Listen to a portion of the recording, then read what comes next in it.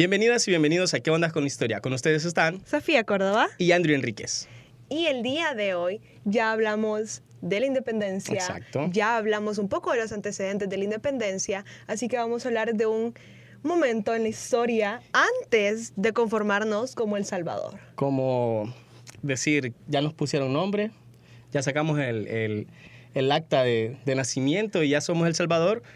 Hay un periodo anterior a este. Porque justamente ahorita yo creo que ya todos estamos un poco asoleados, ya fuimos No. a desfilar, Casi ya me nos dieron desmayo. los puntos. Sí, quien se tenía que desmayar ya se desmayó. Sí, no, y con ese sol que hizo el 15, la verdad fue horrible. Pero, y creo que incluso ya están quitando los adornitos. Pues sí, en ese punto ya los adornos, las trencitas, las cadenitas ya son todas aplastaditas.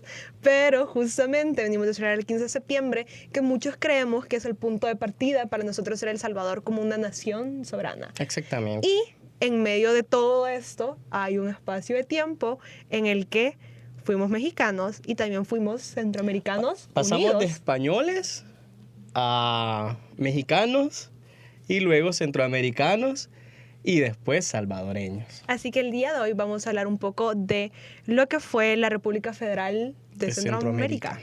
Así que empecemos un poco con los antecedentes de la formación de la República Federal de Centroamérica. Obviamente venimos desde ese contexto de todo siglo XIX, se habían venido dando todas las luchas de independencia alrededor de América. En el caso de Centroamérica se da el peculiar caso que nunca hubo una guerra como tal.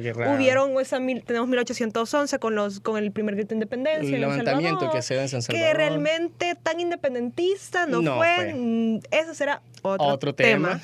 Entonces venimos con todo ese antecedente, llegamos a 1821 y que surge en 1821. El acta de independencia, la firma, Que justamente el tema del acta es un tema bien interesante porque el acta de independencia del 15 de septiembre es un acta muy individual. Creo que de Guatemala. Este acta, recuerdo que lo veíamos en clase y mencionábamos que es un acta que tiene todo para decir, sí, es de independencia y que la celebramos actualmente, pero, o sea, no significó nada, pues. No, o sea, era un paso, era el primer paso a. Quizás sí significó bastante. Fue como un acuerdo para después ponerse de acuerdo. Pero, y justamente, bueno, El Salvador lanza su acta como tal respondiendo a esa del 15 de septiembre, el 21 de septiembre. Sí. Y a mí me da mucha risa el momento de estudiar el acta de San Salvador, la declaratoria que ellos hacen, porque más que hacer un acta de eso es lo que vamos a hacer y hacer un plan de qué sigue, ellos comienzan a hablar de las celebraciones que hicieron. Sí. Porque en San Salvador es como, fue un suceso. Nos alegramos que ya nos independizamos de los guatemaltecos y entonces celebren, de los guatemaltecos, los españoles, celebrémoslo a lo grande, hacen misas, sacan a pasear el acta. Ajá. La van a mostrar porque antes era muy en la colonia al momento pues de transmitir la información, lo que hacía cuando se llegaban ciertos decretos, ciertas cambios en la ley, como lo podemos llamar ahora, es que sacaban a pasear literalmente el decreto para que la gente se enterara. Entonces hicieron lo mismo con el acta. Así. Entonces justamente en este medio, en esta acta del 15 de septiembre de 1821, acordaron que el siguiente año en marzo se iban a reunir para acordar qué hacer. Pero mientras tanto, todo quedaba igual. Los dirigentes mantenían su poder, porque ellos decían, pues mientras tanto se decide, y para, me imagino, evitar un caos político tan inminente, ellos mantienen de que las instituciones que ellos mantenían en ese momento y la gente que estaba en el poder mantuvieran básicamente los mismos poderes. Sí, y creo que si ustedes leen el acta, bueno, ya se lo hemos dejado de tarea más de una vez, pueden observar que el acta de independencia es bastante apresurada. ¿Pero por qué apresurada? Porque recordemos que la guerra de independencia en México empieza en 1811, entre 1810 y 1811, con el cura Hidalgo, luego ya con Iturbide, el plan de Iguala, ya en 1821 México logra independizarse. Y después en el sur, en Suramérica, con el Río de la Plata, etcétera, etcétera. José de San Martín, Simón Bolívar. Son un poquito, inclusive ellos son sus independencias son de 1818, más o menos por ahí. ¿Y qué pasa? Entonces ya Sudamérica independizada, México independizado, Estados Unidos mucho antes, ni se diga. Entonces quedamos nosotros, Centroamérica, aquí. Entonces el acta de independencia es como que, bueno, aquí tenemos aquellos, estos ya también, y se nos vienen acá, y nosotros todavía somos españoles, o sea, entonces Era fue como como que... actualicemos, ¿no? Y obviamente hubo mucho más detrás, muchos intereses sí, detrás. y los de poder. Todos esos procesos que hablamos justamente en el capítulo anterior, cuando hablamos que la independencia con el doctor Sajid Herrera, pero ¿qué sucede también en 1821 que comentaste?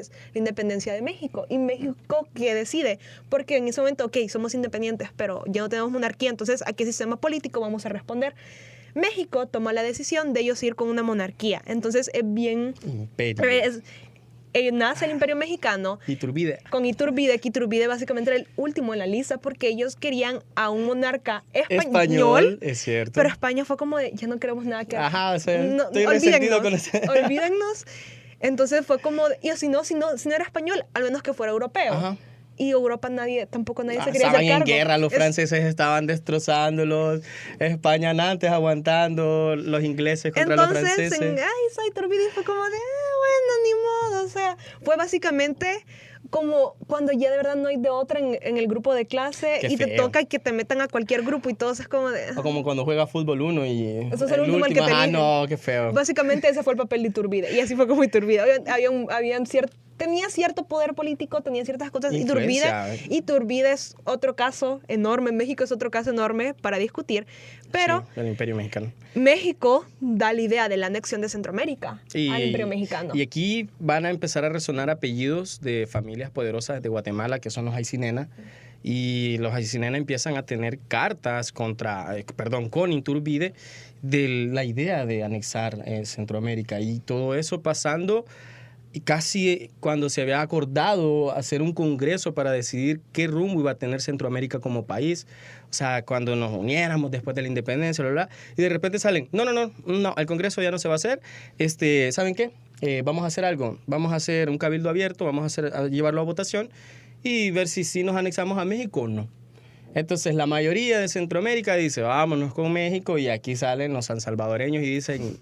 Como siempre, no. Y justamente San Salvador estaba mucho más de acuerdo con el modelo que tenía Estados Unidos. Inclusive se querían anexionar Estados Unidos. Cuando vienen como que el detalle de la invasión de México, cómo San Salvador resistió, cómo Manuel José Arce, etcétera, nos alcanza para otro podcast. Pero el punto está que cuando ya México anexa por la fuerza, o está anexando por la fuerza a San Salvador, mandan a Manuel José Arce para Estados Unidos. Se va a buscar la anexión del Salvador, o del estado de San Salvador, en este caso, a Estados Unidos. Porque justamente Estados Unidos tenía un modelo federal que le gustaba mucho más porque era un modelo más liberal, era una política mucho más liberal, que era lo que está influyendo mucho en ese momento a las élites sansalvadoreñas, porque también entendamos de que justamente no podemos hablar de un lugar unificado. No podemos hablar del Reino de Guatemala y de todas las regiones que lo conformaron y que pues actualmente son estados independientes. Cada uno no los podemos ver como una unidad, porque cada una, por cómo se había desarrollado en la colonia, jalaba para su lado. Cada quien por su lado, porque justamente Centroamérica no teníamos ni grandes reservas de oro, éramos un lugar muy agrícola y a lo mucho era mucho para autosubsistencia. Ahí estaba el añil, que sí daba su boom, pero cacao. Era únicamente las exportaciones a España. Exacto. Entonces cuando se da la independencia, ya no tenemos con quién más comercializar. Las economías son unas economías muy, muy pobres porque no tienen ese desarrollo ni ese antecedente de libre comercio, porque justamente parte de cómo se manejaba la política española era solo puedes comerciar conmigo y no puedes, por ejemplo, Panamá, cierto, que estaba a la par, no se podía comerciar porque Panamá ya pertenecía a otra entidad política, exacto, que era Nueva Granada. Entonces no podían comercializar con un vecino tan cercano como Panamá. Entonces, si nos ponemos en este contexto, pues la idea de anexionarse a México daba seguridad económica, de un poder militar muy grande, porque México venía de ser el virreinato de la Nueva España, tenía un poder del colonial muy grande y tenía una base mucho mejor que la nuestra. Sí, exactamente. Bueno, y en territorio también. En territorio enorme. La Nueva España era desde California, lo que es hoy Texas, parte de la Florida. Y entonces tenía un territorio extenso. Entonces, y la anexión significaba un poco más de seguridad a lo que se tenía. Porque había muchas dudas, muchas interrogantes de qué pasaría justamente por todo eso y por cómo Centroamérica era una región, sí, geográficamente unida. Estamos chiquitos.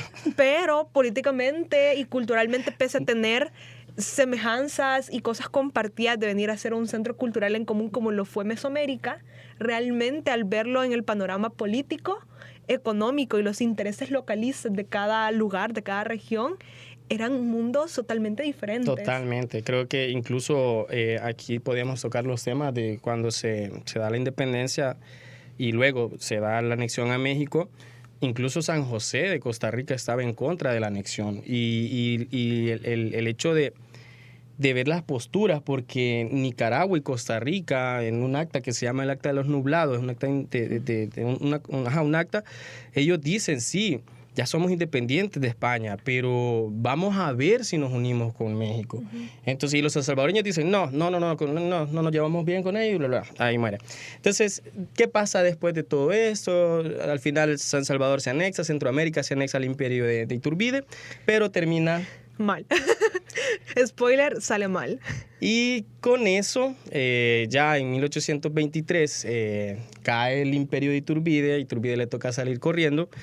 Y es cuando quedamos así como que, bueno, es bien chistoso porque Fili Solá era el comandante de Iturbide y Fili Solá vino a anexar a la fuerza San Salvador, o sea, o se anexan o aquí quedan.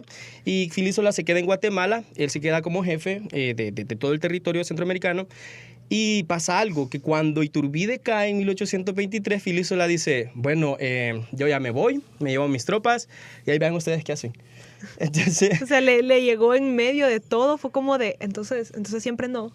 Y ahí vean qué hacen y Fili Solá se va, los mexicanos se van y es cuando ya, ahí sí, ahora sí, lo que habíamos dicho en el Acta de Independencia de 1821, hoy sí llamemos a un congreso y entonces en todo este proceso de este congreso es que surgen las Provincias Unidas de Centroamérica. Justamente en 1823, el 1 de julio, se reúnen y se proclama la independencia nuevamente de España, de México y algo interesante que Sajid también hacía hincapié, el episodio pasado es de que hacían hincapié que se declaraban independientes de cualquier otra potencia.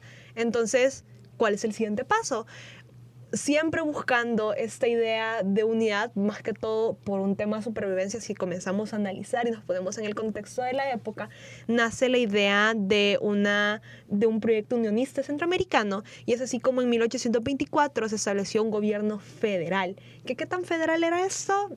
No mucho. La idea se tenía. El nombre lo tenían, porque justamente es un sistema que está basado en la separación de poderes, con un poder ejecutivo encabezado por un presidente y un congreso bicameral, pero cada miembro tenía su propia constitución y su legislatura local, lo que otorgaba alto grado de autonomía a cada estado, porque así se les comienza a llamar, o sea, se les denomina los diferentes estados. Volvemos a la misma problemática desde la colonia.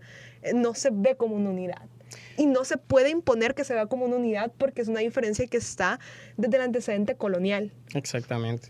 Entonces ya acá tenemos, es un país, se constituye ya como un país, República Federal de Centroamérica. Y lo llegan a reconocer tanto como la Gran Colombia, Países Bajos, Estados Unidos inclusive lo reconoce. Reconoce al país de las repúblicas federales de Centroamérica. Pero creo que esa autonomía que se le permite a cada estado, porque el país de la República Federal de Centroamérica lo constituyen los 5 estados: Guatemala, Honduras, El Salvador, Nicaragua y Costa Rica. Belice no, porque Belice había sido un territorio que estaba muy alejado de los centros de poder. Entonces, poco a poco los ingleses se fueron metiendo ahí y era un territorio inglés para la época. Panamá tampoco, porque ni siquiera colonialmente era parte políticamente del Reino de Guatemala, sino que estaba parte de Nueva Granada. Allá. Y ellos están del otro lado y ellos hacen un proceso igual. Se unen los países que conformaban Nueva Granada y crean lo que es la Gran Colombia, que es un proyecto que dura un poco más otro que país Estados Unidos se mete y con el canal de Panamá. Ay, sí, y eso será otro tema. Ya lo vamos apuntando, es que de verdad hay tanto que hablar.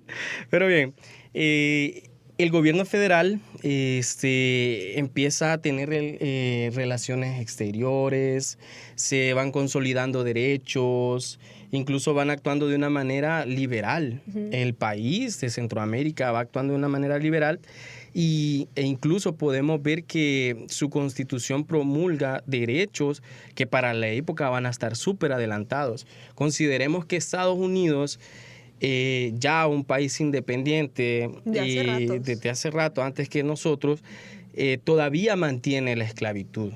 Pero en la Constitución de la República Federal de Centroamérica se establece la abolición a la esclavitud, también ser un poquito menos drásticos con las penas capitales, que son, pues, bueno, lo voy a dejar ahí, penas capitales.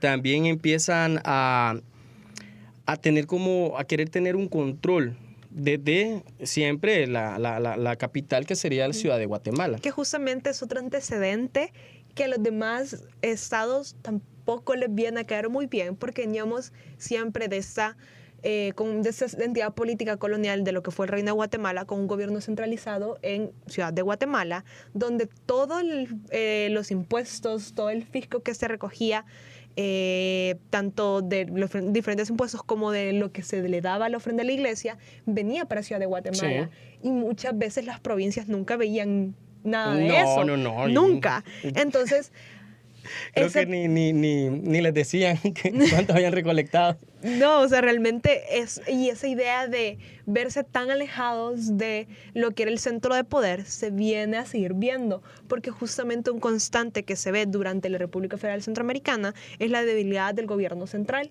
por lo mismo de que nadie realmente se sentía identificado con, porque no lo sentían cercano. Y justamente que tampoco durante la colonia se hubiesen hecho los esfuerzos, porque no había de dónde hacerlos, de crear caminos aptos para moverse, porque se podían comunicar, habían caminos, que eso fuesen aptos, dudoso. Entonces eso era otro factor que venía a abonar a todas esas tensiones que habían, los intereses siempre localistas que existían, los recursos fiscales que veníamos de. Justamente lo que se hace para tratar de sacar adelante ese proyecto es que se pide un préstamo a Reino Unido, préstamo de que, como dato, se terminó a pagar en la década de los 70, porque fue un préstamo con unos niveles de intereses altísimos y no alcanzó. Porque no alcanzó y lo terminamos pagando. Lo terminamos pagando todavía, creo que generaciones que hemos conocido nosotros. Sí, ya se terminó de pagar, ya siendo naciones conformadas durante los años 70. Entonces, justamente esa poca eficiencia, este poco manejo, porque ahí viene otro factor que a veces no se suele hablar, es esta fuga de cerebros, esa fuga fiscal que hubo, porque pues cae la monarquía, la gente que tenía cierta comodidad, pues se da la independencia, que ya no se reconoce la monarquía española, mucha gente que tenía las comodidades para irse a Europa, se fue a Europa. Sí, claro. Gente española que tenía, quieras o no, cierta experiencia en cargos políticos, que tenía ya una experiencia de haber ejercido, también se va. Entonces la gente que queda en el poder es gente que está ejerciendo en un poder que es realmente nuevo para la época y que muy poco conocen. Y lo que sucede en Centroamérica es que nunca se ejerce el poder, sino que se disputa el poder. El detalle, eso iba, las disputas que se dan, bueno, la mayoría, incluso creo que en sociales lo han hablado, porque yo recuerdo que en sí me lo dijeron como en séptimo grado, esto que de los conservadores y los liberales. Entonces, eso es esencial en la vivencia que va a ir teniendo la República Federal de Centroamericana. Y aquí también van los intereses, como muchas veces lo hemos mencionado, en donde San Salvador se le conoce ya como con intendencia de un siglo antes de la independencia aproximadamente. Y empieza aquí José Matías Delgado a decir, o sea, yo ya tengo el derecho de ejercer un obispado en intendencia de San Salvador. Y entonces los guatemaltecos le dicen, no, pero ¿por qué? Era lo que mencionabas. El dinero ya no se iba a ir para Guatemala, el dinero se iba a quedar en intendencia de San Salvador. Entonces, justamente esas disputas fueron una constante. ¿Y qué sucede? Durante el corto tiempo que la federación existe, de que hay muchos problemas, muchas disputas internas y guerras centroamericanas. Y aquí podemos hablar del primer presidente de la República de Centroamérica, que fue Manuel José Arce. Y ustedes no sabían que Manuel José Arce era sobrino de José Matías Delgado. Entonces, la idea O sea, de... José Manuel Arce, Era sobrino de José Matías Delgado. a eso, o sea, era un nepo baby.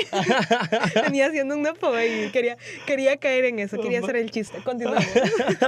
Manuel José Arce ya entra en la presidencia de la República Federal y él va con unos tintes obviamente liberales, pero ya estando en Ciudad de Guatemala, que es donde él empieza a gobernar, pasa algo. La familia que yo les mencionaba, ese apellido Aycinena, que lo van a leer o lo van a escuchar más de alguna vez, y los Aycinena empiezan ya a presionar a Manuel José Arce y también la iglesia. Porque recordemos que las ideas liberales de la época establecían la separación del Estado y la iglesia y de la educación y la iglesia, cosa que habíamos prácticamente heredado de los españoles, pues que la iglesia siempre iba a estar en el centro. Ajá, exacto, el poder iba a estar y la política y la iglesia iba a estar. Entonces vienen los liberales y dicen, no, momento, eso no tiene que ser así.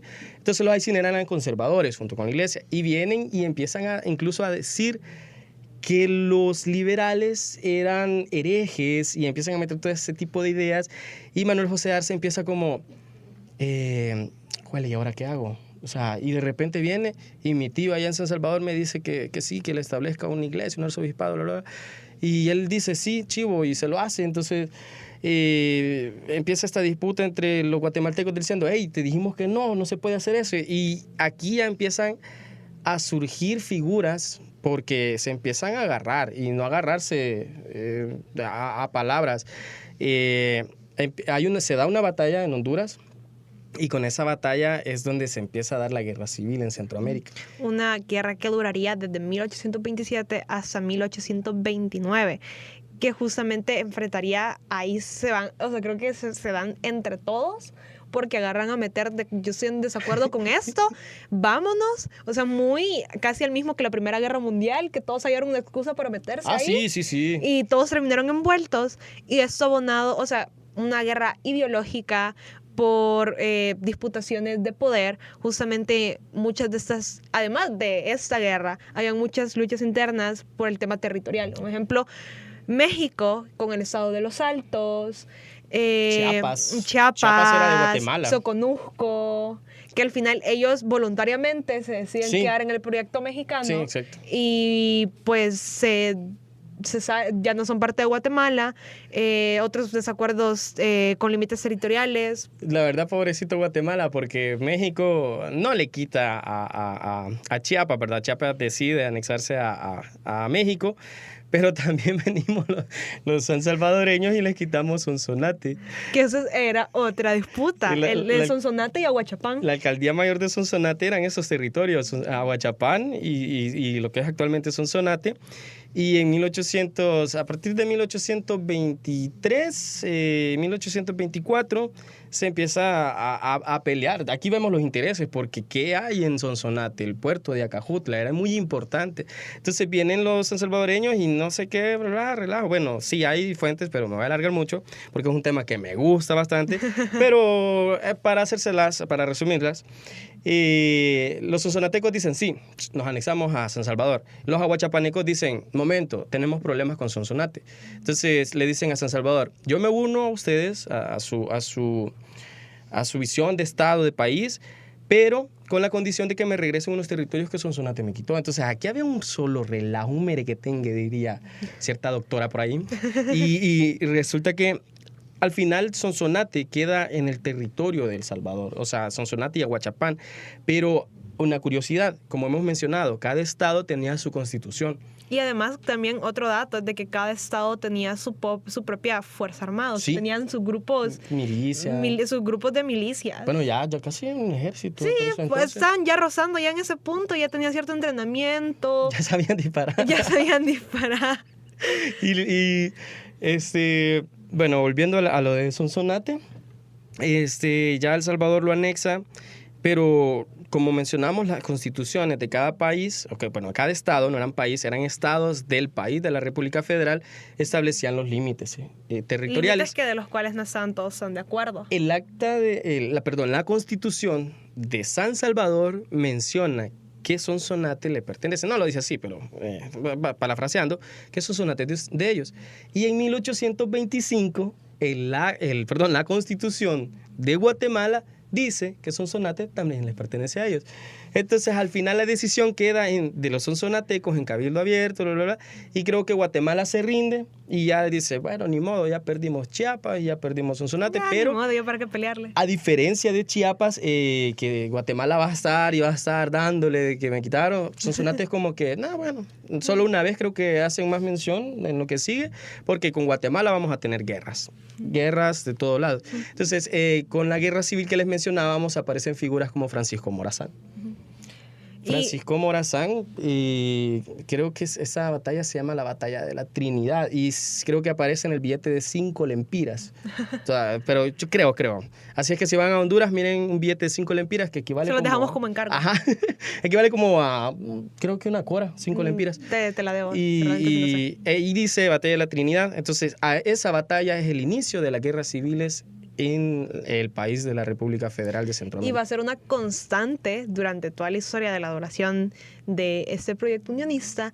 Y creo que ahora podemos tener más claro de que era justamente todo daba para que eso no funcionase de la manera que creo que ellos esperaban que funcionaban, porque inclusive, como dato curioso, cuando la República Federal aún existía, se da el levantamiento de los campesinos en los nonualcos. Exacto. Y esa fue sofocada justamente por Francisco Morazán. Y aquí creo que es un dato que sí duele un poquito. Bueno, no es tan doloroso, pero yo siempre lo menciono. Y es cuando se empieza a tener esta idea de nación, o sea, de país, de identidad, y ya tenemos nuestros próceres, nuestros héroes, nuestros mártires, y muchos dicen Anastasio Aquino, que Anastasio Aquino era salvadoreño. Y pues déjenme decirme que él no era salvadoreño, El Salvador no existía como país en ese entonces. Él lo terminan pues fusilando en 1833, justamente después del levantamiento. Y para 1833 éramos el país de la República de Centroamérica y él simplemente pertenecía al Estado de El Salvador, pero más que todo, él era más nonualco que salvadoreño, porque repito... Si vemos su identidad como tal, si nos ponemos de este lado nacionalista, de ser perteneciente a algo... Ser o no ser. Pero justamente... O sea, sumemos las disputas a nivel de estados y las disputas internas dentro de esos estados era la mezcla perfecta para el desastre, y justamente que sucede en 1938, que Nicaragua declara su independencia, y justamente en ese momento, por medio de un decreto federal, se da la libertad que los estados se organicen de la manera que ellos estimen convenientes. Entonces ya fue como de, ¿saben qué? Hagan lo que quieran. Ajá, eso fue como un efecto dominó, o sea, y volviendo a la figura de Morazán, también este dato, Morazán, algunas personas creen que era salvadoreño y que porque está enterrado aquí en El Salvador era salvadoreño, y él era hondureño.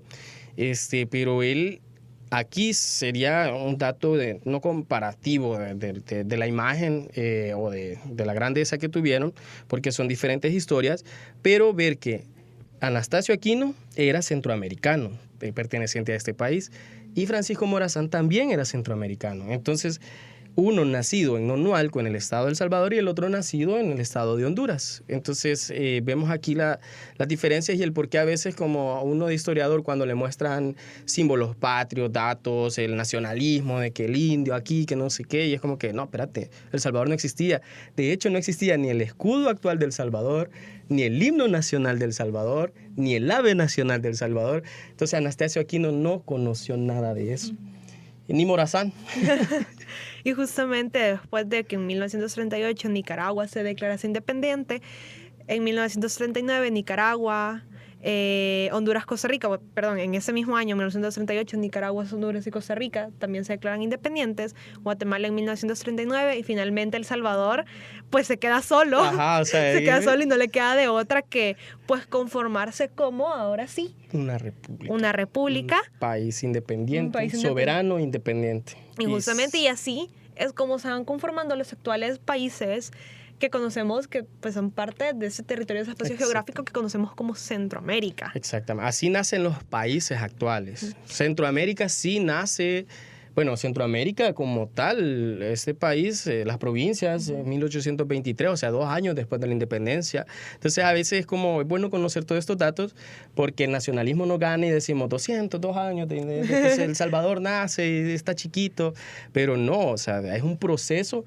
y como lo hemos venido mencionando en el capítulo anterior, la independencia no pasó de la noche a la mañana y menos la construcción de un país. Sí, para llegar a ser lo que nosotros somos ahorita y poder decir soy salvadoreño, como pupusas. Viva la flor de izote. No, no me gusta, lo siento. No, en serio, Bueno, no me gusta, funado. pero viva la flor de izote. O sea, bueno, porque yo no me como la flor de izote. Y cuando Bueno. yo he llegado a otro país y me dicen, ¿ustedes se comen su flor nacional? Y yo no. Ah, Bueno. pero ustedes se la comen. Bueno, O sea, yo sí, peco de eso, me disculpa. no voy a decir ni cómo me gusta porque, no, si lo voy a decir, no me gusta el oroco, lo siento. Bueno, Entonces, bueno, hasta que llegó este proyecto. si ya no me presento al siguiente programa porque por el oroco. Pero justamente es de entender que todo eso son procesos. Ese nacionalismo. La historia es un proceso y esos nacionalismos Sí. de ver cosas tan propias como lo es, o sea, hasta cierta marca cierta franquicia de pizza que no vamos a decir porque no nos patrocina, tiene un mes en el que únicamente sus comidas su menú cambia y pues se lo dedican al oroco, algo que nosotros lo vemos tan nuestro. Pero para que esto lo viéramos así, tuvieron que pasar muchos años, inclusive durante los años 30, durante los años 20, ya después en el siglo Sí, somos jóvenes. Ajá, o sea, realmente somos Con la identidad nacional es joven. y justamente un comentario que retomo del episodio pasado que hacía Sajit es, realmente es una independencia constante. Exacto. No es como que en una fecha y después de esto, punto y aparte y algo Todos nuevo. dormimos y después despertamos. Ah, ya soy salvadoreño, me gustan las Ajá, pupusas. justamente no pasó así. Creo que seguimos teniendo independencias constantes como país de otro tipo de influencias, de otro tipo de ideas, ya viviendo en un mundo tan globalizado como en el que vivimos. Entonces, entender que estos procesos son largos Exacto. y siguen pasando y probablemente van a seguir pasando de una manera más micro. Tal vez no van a ser procesos como lo fue la independencia, pero se siguen dando otros procesos que se arrastran de. Exactamente. Yo sueño un día que cuando diga que no me gusta el oroco no me miren como me acaban de ver.